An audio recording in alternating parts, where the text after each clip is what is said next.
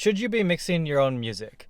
Now, the experts for the past decades, especially in the established music industry, have said no. If you're producing songs, if you're writing these songs, you gotta have someone with an objective headspace, take a look at your music, do the mixing. But I'm here today to say that everything has changed, that you should be mixing your own music, and there's huge benefits to doing this. There is a big caveat to this, and I'll talk about that in a little bit. I want to talk about this today because it's something that really fascinates me, but I also just really want to get outside and enjoy this beautiful sunshine.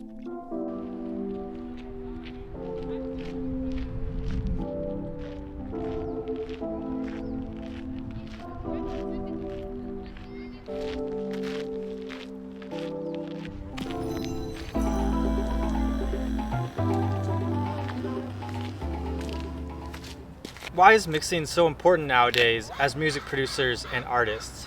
And it really comes down to just the style and the mood of music in the current age. Now with computers and DAWs, sound design is kind of a core element of the music that you make, and mixing is a huge factor in how the sounds actually turn out. So mixing is now more artistic than it's ever been before, and if you're not involved in the mixing process, then you're not actually refining the art that you're creating. You're not making some of the core parts of a song if you're not mixing the song. In the past, mixing was just EQing a guitar level, making sure that everything was kind of balanced, and maybe doing a little bit of compression, a little bit of work on the transients. Nowadays, it's about tweaking sounds, changing the formants, changing the pitches, adding chorus effects and other effects, balancing these out, and then processing these differently, layering them on top of each other. The line between production and mixing has blurred a lot. If you really want to make unique, original songs, especially in the pop and the EDM sphere, you're going to have to invest time in the mixing process to get the most out of your music.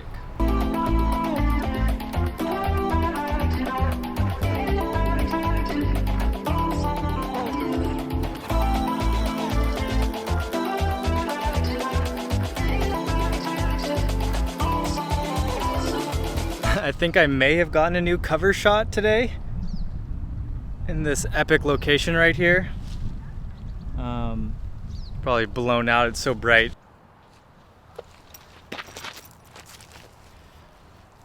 Another reason why mixing is important as producers is as you start to clean up the mix and make things sound as you actually intended for them to be originally, then you might want to start making adjustments to the production.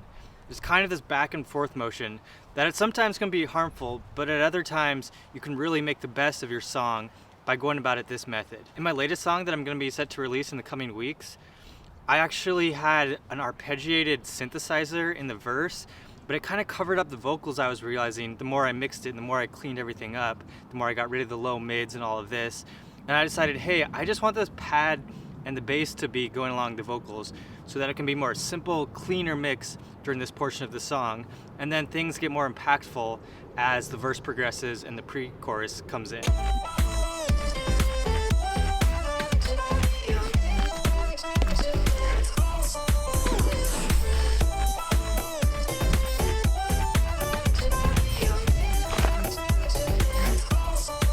Now we do need to talk a little bit about the downsides of mixing your own music.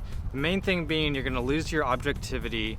You're going to not know if you're making the right decisions or not eventually. You got to be really intentional. You got to be really intentional about your process and make sure that you're taking regular breaks. You're actually taking week-long breaks sometimes from song to song, kind of rotating through your own music, and you're doing a lot of referencing to other songs. Once you kind of lose the first level of objectivity, you can just reference your music to other songs and build songs based off of that. So I dropped my camera off of the roof of my car onto asphalt today, and it still works somehow. That was like a 5-foot drop onto the hardest surface possible. It landed on the lens here, and there's definitely a big dent in the lens.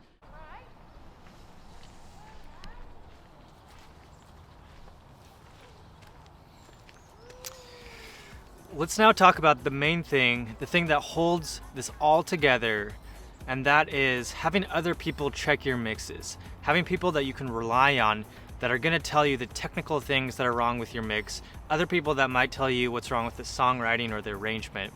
But you need to have someone that you can send your music to, that can give you feedback, that you can make the adjustments to, and then you can send the song back to them, they can make more notes.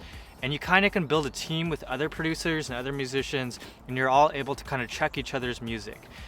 This does one of the benefits of having someone else mix your music for you, in that it gives a fresh set of ears, a new perspective. Someone who's never heard the song before gets to take a crack at it, but you still retain the artistic decisions. You know, in general, what I've noticed is every time I hear these notes from someone else, it immediately shows up how obvious these notes are. I mentioned before that referencing other music is important, but I think the most important thing is having a team of other people who can help you out in the mixing process.